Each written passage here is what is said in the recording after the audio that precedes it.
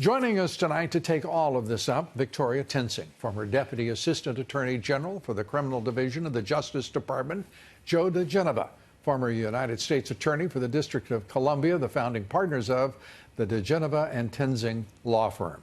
Good to have you both here, and I just want to turn to you and ask, how does it feel tonight to see finally the conclusions of this long-awaited report? Your thoughts, Victoria? Well, it feels wonderful. We were very happy in the green room, but somebody there who was a Democrat said, "Oh, well, we just got our map to impeach the president." So this isn't over, Lou. This isn't over by a long shot. And by the way, I just want to mention something. The word collusion for me as a lawyer is like a fingernail on the blackboard. Do you know I'd never heard of collusion before? Victoria, you shouldn't encourage me like that. I love that to happen to attorneys. Joe, your thoughts? Today we saw an attorney general in full.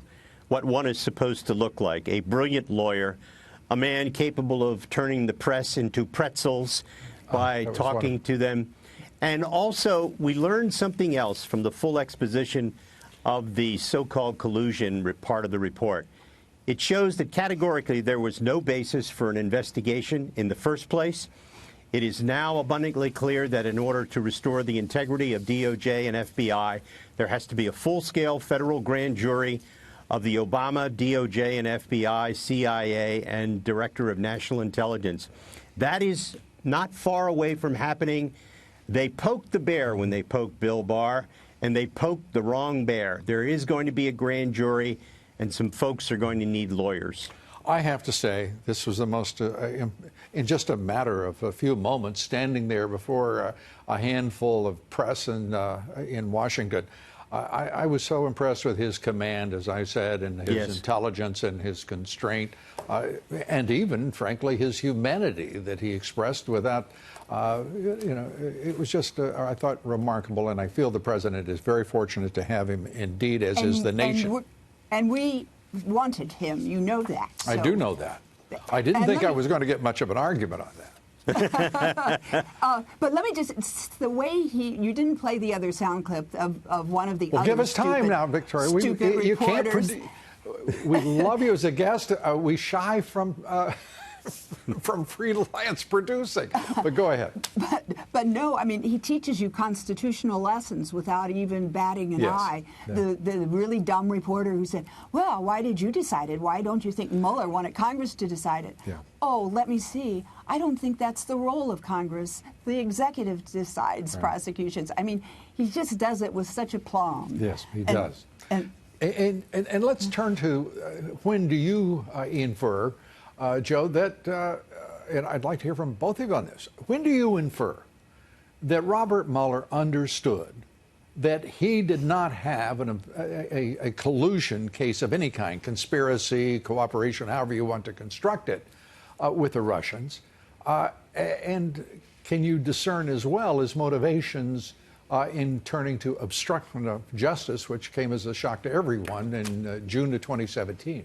There's no doubt that within 60 days of his appointment, he knew that there was no evidence of collusion, or as Strzok said, there was no there. They knew it right away, and that's why they shifted to obstruction right away, because this was not about getting at the truth. This was about getting the president. Mueller knew that when he was appointed. Rosenstein appointed him for one reason and one reason only. They knew that there was no collusion. They knew that there was only a counterintelligence investigation. That's why Mueller never should have been appointed. And so what they did was they shifted to obstruction. And to their credit, the president's lawyers knew that right away. And that's why they refused to allow the president to be interviewed. Right. And that's why the report is so frustrating for Mueller and the Democrats on the so-called obstruction side. The president was never going to be interviewed. He never should have been. There was no basis for an investigation. You can't obstruct a crime that doesn't exist. And I think Mueller, actually, when you read the report, it's an embarrassment. It's very unprofessional. It's critical where it need not be. It's not a neutral and detached document.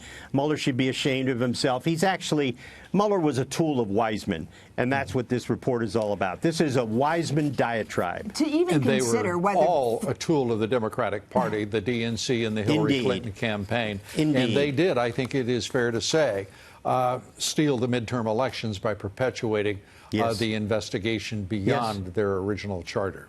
Yes. Is that fair, Victoria? Oh, yes.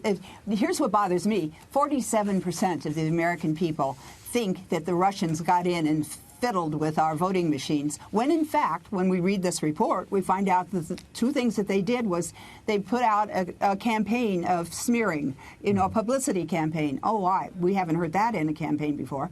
And then they hacked the emails of several people. That was complete interference and persuaded a whole presidential campaign? No way. This getting by with this kind of language for all this time is really the first crime. Victoria, thank you very much. Joe, thank you. We appreciate you both being here. You bet, and Lou. I think it's appropriate that I say to you both, congratulations. Thanks so much. And to you, You too, bet. Lou. Thank you. Thank you very much.